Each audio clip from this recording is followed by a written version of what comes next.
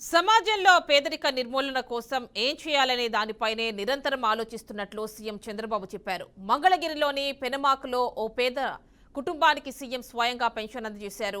ఈ సందర్భంగా అక్కడ ఏర్పాటు చేసిన సమావేశంలో చంద్రబాబు మాట్లాడారు. ఒక వ్యక్తి ముఖ్యమంత్రిగా పనికి రాడని నిరూపించిన ఏకైక వ్యక్తి పాలన సాగిందన్నారు. ఇప్పుడు తనపై చాలా భారం పడిందన్నారు.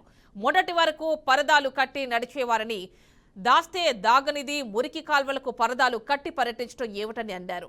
ఎన్నికల కమిషన్ పెన్షన్ల పంపిణీకి వాలంటీర్లను వద్దంటే ముసలి వాళ్లను పంచాయతీల చుట్టూ తిప్పి పెన్షన్ల కోసం వారిని ఎండల్లో తిప్పి 33 మంది ప్రాణాలను బలి తీసుకున్నారని చంద్రబాబు ఆరోపించారు.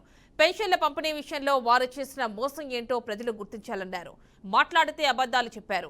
5 ఏళ్లు అబద్దాలతో బతికారని, ఇప్పుడు కూడా అదే చేయాలని చూస్తున్నారని అన్నారు. వారిని శాశ్వతంగా భూసమాధి చేసే బాధ్యత ఎన్డీఏ కూటమి తీసుకుంటుందన్నారు. ఇక తాము ఎప్పటికీ సేవకులుగా ఉంటామే తప్ప పెత్తందారులుగా ఉండమన్నారు సీఎం చంద్రబాబు. ఒక పీడ కళ రాష్ట్రాన్ని పట్టి పీడించి ఎన్ని ఇబ్బందులు కలిగించాలనో ఈ విధంగా కూర్చొని ఆనందంగా మాట్లాడుకున్న రోజు కూడా లేదు. 5 ఏళ్లు ఉందా ఎప్పుడన్నా అడుగుతున్నా.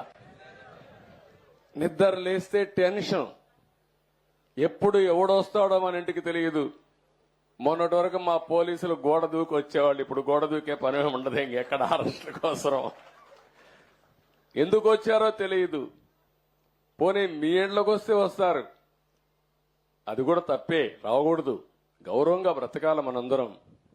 మా ఇంటికి కూడా ఎప్పుడు వస్తారో తెలియదు వీళ్ళు. అంటే ఎంత భయంకరమైన వాతావరణం అంటే అంత భయంకరమైన వాతావరణంలో ఒక్కరని కాదు, అధికారులు అట్నే బతికారు, ప్రజలట్నే బతికారు, రాజకీయ నాయకులు అట్నే బతికారు. చాలా భయంకరమైన పరిస్థితి. ప్రజాస్వామ్యంలో అంతిమ న్యాయ నిర్ణేతలు ప్రజలే.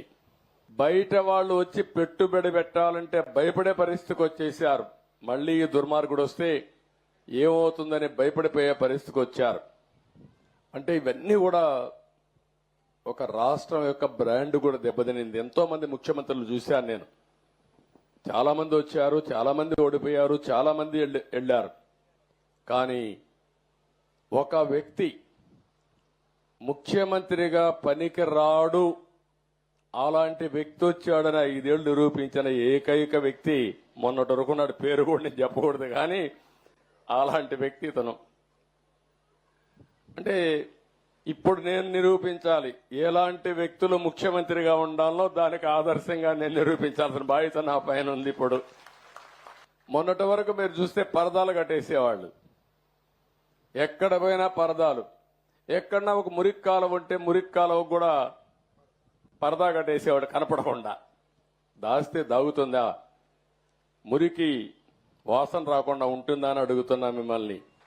అంటే ఒక మోసం చేసినప్పుడు ఏదైనా సరే ప్రజాహితం కోసం పనిచేయాలి తప్ప చేసింది రైట్ అని నిరూపించడానికి, లేకుంటే వేరే ప్రత్యామ్నాయం లేదని చెప్పడానికి ఆ రోజు మీ అందరినీ కూడా ఇది చేసే పరిస్థితికి వచ్చారు.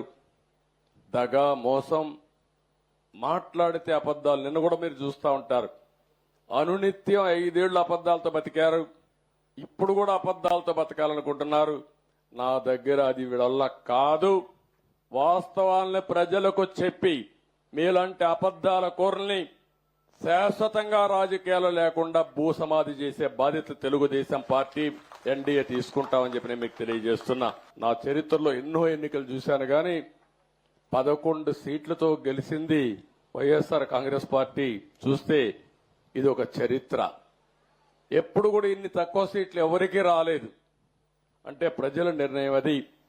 దాన్ని మేము ఇంకొకటి కూడా చెప్తున్నాను, మేము ఎప్పటికి కూడా ఇక్కడుండే మా నాయకులు, మొత్తం రాష్ట్రంలో ఉండే నాయకులు ఎప్పుడు మీకు సేవకులుగా ఉంటాం తప్ప పెత్తందారులుగా ఉండమని మరొక్కసారి మీ అందరికీ హామీ ఇస్తున్నా. ఎక్కడ పోయినా సింపుల్ గా ఉండడం, ఇదే మరిగా రచ్చబండ మీద కూర్చోవడం, మీ సమస్యలు వినడం, పరిష్కారం చేయడం, ఇది మాకిచ్చింది ఒక బాధ్యత.